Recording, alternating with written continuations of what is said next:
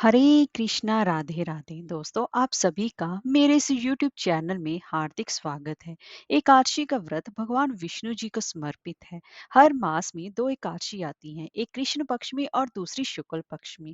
फाल्गुन मास के शुक्ल पक्ष की एकादशी को रंग भरी एकादशी के नाम से जाना जाता है और यह हिंदू धर्म धर्म के कैलेंडर के हिसाब से आखिरी यानी कि फाल्गुन मास की आखिरी एकादशी मानी जाती है और जिसे कि आंवले की एकादशी या फिर आंवला एकादशी के नाम से भी जाना जाता है।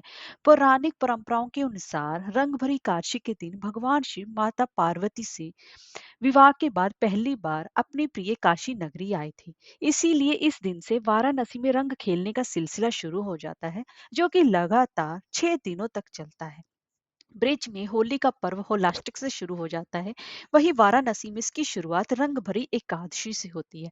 वैसे तो एकादशी का व्रत भगवान विष्णु जी को समर्पित होता है, लेकिन ये जो रंग भरी एकादशी है, इस पर भगवान शिव और माँ पार्वती की भी विशेष रूप से पूजा उपासना करने से भक्त की सभी मनोकामनाएं पूर्ण होती हैं, पापों का क्षय होता है और पुण्य में बढ़ोतरी होती है। और इस एकादशी का सबसे ज्यादा खास महत्व माना जाता है क्योंकि ये होली से ठीक 4 दिन पहले ही आती है, जिसकी वजह से इसका महत्व सबसे ज्यादा बढ़ जाता है। और भगवान विष्णु के साथ साथ माँ लक्ष्मी की भी विशेष तरीके से पूजा उपासना करने से भक्त की सभी मनोकामनाएं पूर्ण होती हैं। तो दोस्तों, आज की हम इस वीडियो में बात करेंगे कि रंग भरी एकादशी यानी कि आंवले की एकादशी कब पड़ रही है, पूजा का शुभ मुहूर्त क्या रहेगा, पारण का समय क्या रहेगा और इसी के साथ साथ इसका महत्व क्या है और इस दिन हमें कौन से खास 3 महा उपाय करने चाहिए जिससे कि जिंदगी की सभी मुश्किलें दूर हो जाएं। तो चलिए वीडियो शुरू करते हैं।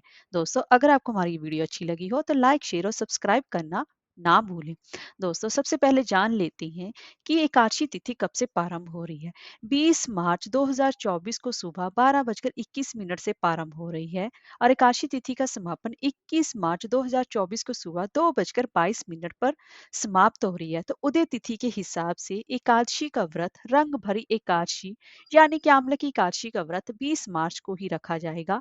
आइए अब दोस्तों जान लेते हैं कि पूजा का शुभ मुहूर्त क्या रहेगा। पूजा का शुभ मुहूर्त रहेगा सुबह 6:25 से लेकर सुबह के 9:27 तक अत्यंत ही शुभ मुहूर्त रहेगा। उस समय आप रंग भरी काशी पर पूजा उपासना कर सकते हैं। आइए दोस्तों, अब जान लेते हैं, अगर हमने व्रत रखा है तो व्रत के पारण का भी उतना ही ज्यादा खास महत्व माना जाता है। तो दोस्तों, अब हम जान लेते हैं कि काशी का व्रत का पारण यानी कि व्रत कब खोला जाएगा। दोस्तों, 20 मार्च की सुबह तक हरिवासर 8:58 तक रहेगा और हरिवासर के दौरान व्रत नहीं खोला जाता। हरिवासर क्या होता है? हरिवासर द्वादशी तिथि की 1/4 अवधि होती है। पहली जो 1/4 अवधि होती है उसको हरिवासर कहते हैं और हरिवास में व्रत का उद्यापन नहीं किया जाता। वैसे द्वादशी तिथि के रहते रहते एकादशी व्रत का उद्यापन करना बहुत जरूरी है। तो इसलिए 8:58 के बाद 9 बजे से लेकर 10:30 बजे तक आप एकादशी व्रत का पारण कर सकते हैं। अगर किसी कारणवश आप इस समय पारण ना कर पाए तो दोपहर को 1:31 से लेकर शाम के 4:07 तक एकादशी व्रत का पारण किया जाता है। दोस्तों, लोक आस्था के अनुसार भगवान शिव का जब विवाह मां पार्वती से हुआ था, तब वे फाल्गुन शुक्ल एकादशी को देवी मां गौरा कराकर पहली बार उनको काशी लेकर आए थे। उस दौरान के भक्तों ने भगवान शिव और मां शक्ति का रंग गुलाल से स्वागत किया था। तभी से हर साल फाल्गुन शुक्ल पक्ष की एकादशी को रंग भरी एकादशी कहा जाता है और मनाई जाती है। काशी में भगवान शिव मां गौरी के साथ पालकी में सवार होकर नगर भ्रमण के लिए निकलते हैं। रंग भरी एकादशी के दिन काशी विश्वनाथ मंदिर में भगवान शिव और मां गौरी की विशेष रूप से पूजा उपासना की जाती है और रंग भरी एकादशी के दिन ही आंवले की एकादशी भी मनाई जाती है। आज के दिन भगवान विष्णु और आंवले के पेड़ की पूजा करने का विधान है, जिससे कि भक्त की सभी मनोकामनाएं पूर्ण होती हैं और आंवला पापों का क्षय भी करता है, जिसकी वजह से इसका महत्व सबसे ज्यादा माना गया है। और आज के दिन भगवान विष्णु जी के साथ साथ माँ लक्ष्मी जी की भी विशेष रूप से पूजा उपासना करनी चाहिए और भगवान शिव और माँ पार्वती जी की भी विशेष रूप से पूजा उपासना करने का विधान है। और इस दिन कुछ खास योग भी बन रहे हैं, जिसमें कि रवि योग और पुष्य नक्षत्र का खास करके महासंयोग बन रहा है। तो रवि योग सुबह 6:25 से प्रारंभ होकर रात के 10:38 तक रहेगा। वहीं पुष्य नक्षत्र सुबह प्रातःकाल से लेकर 10:38 तक रहेगा, जिसकी वजह से इसका सबसे ज्यादा खास महत्व पूजा उपासना के लिए माना गया है, और जिसकी वजह से भक्त की सभी मनोकामनाएं भी पूर्ण होती हैं। तो आइए दोस्तों, अब हम जान लेते हैं कि इस दिन हमें कौन से खास महा उपाय करने चाहिए, क्योंकि इस दिन किए गए उपाय कभी भी विफल नहीं होते और वह अपना सभी कार्य संपन्न अवश्य करते हैं।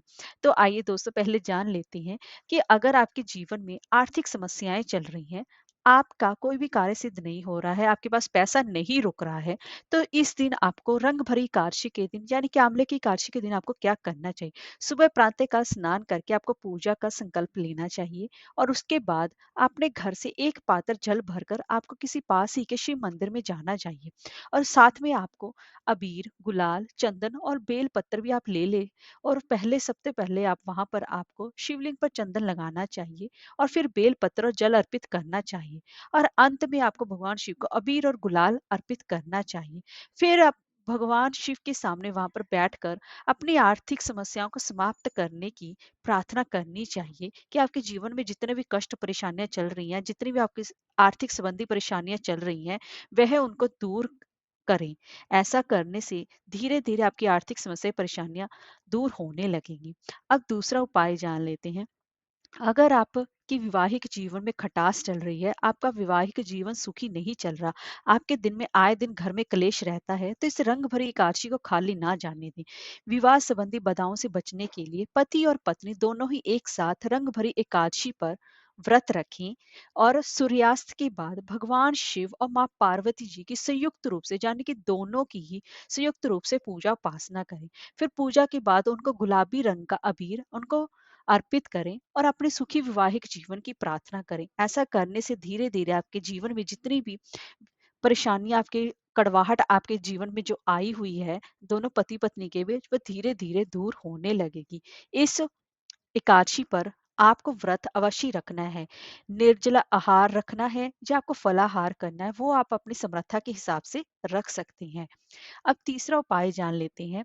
अगर आपकी हेल्थ सही नहीं रहती, आपको कोई ना आए दिन कोई बीमारी लगी ही रहती है, आपको कोई भी दवाई सूट नहीं कर रही है, तो इस रंग भरी एकादशी के दिन मध्य रात्रि में भगवान शिव की विशेष रूप से पूजा उपासना करनी चाहिए। भगवान शिव को जल और बेल पत्र अर्पित करने चाहिए, और इसके बाद उनको लाल, पीला और सफेद रंग का बीर भगवान शिव को समर्पित करना चाहिए। और फिर महामृत्युंजय मंत्र का मंत्र ओम होम जुहू सहा की एक माला या अपनी समर्था के अनुसार 5, 7, 9, 11 माला का जाप करना चाहिए। ऐसा करने से धीरे धीरे आपके स्वास्थ्य में सुधार आने लगेगा, और आपको दवाई लगनी भी शुरू हो जाएगी। दोस्तों, अगर आपको हमारी दी हुई जानकारी पसंद आई हो तो इस वीडियो को लाइक करें और चैनल को सब्सक्राइब करना ना भूलें। हरे कृष्णा, राधे राधे।